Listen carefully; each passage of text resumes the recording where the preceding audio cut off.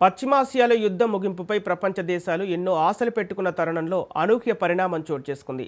అమెరికాకు చెందిన యుద్ధ నౌక అబ్రహం లింకన్పై ఇరాన్ క్షిపణులతో విరుచుకుపడింది. ఈ దాడికి సంబంధించిన వీడియో ఇరాన్ మీడియాలో వైరల్ అవుతోంది. అబ్రహం లింకన్ కదలికలను నిశితంగా పరిశీలిస్తున్నామని, దాన్ని లక్ష్యంగా చేసుకుంటామని ప్రకటించిన గంటలోపే ఇరాన్ దాడులకు పాల్పడింది. ప్రతిష్టాత్మక విమాన వాహన నౌక అయిన అబ్రహం లింకన్పై ఇరాన్ దాడుల నేపథ్యంలో అమెరికా ఎలా స్పందిస్తుందో అని ప్రపంచ దేశాలు ఆందోళన చెందుతున్నాయి.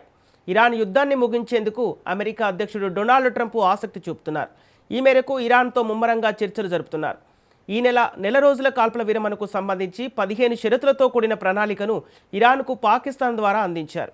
ఇలాంటి కీలక తరుణంలో ఇరాన్ దాడులకు పాల్పడటం ఆందోళన కలిగిస్తోంది.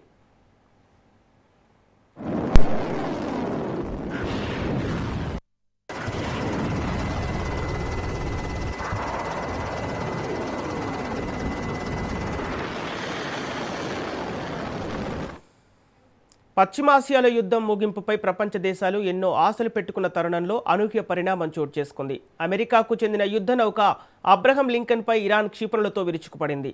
ఈ దాడికి సంబంధించిన వీడియో ఇరాన్ మీడియాలో వైరల్ అవుతోంది. అబ్రహం లింకన్ కదలికలను నిశితంగా పరిశీలిస్తున్నామని, దాన్ని లక్ష్యంగా చేసుకుంటామని ప్రకటించిన గంటలోపే ఇరాన్ దాడులకు పాల్పడింది.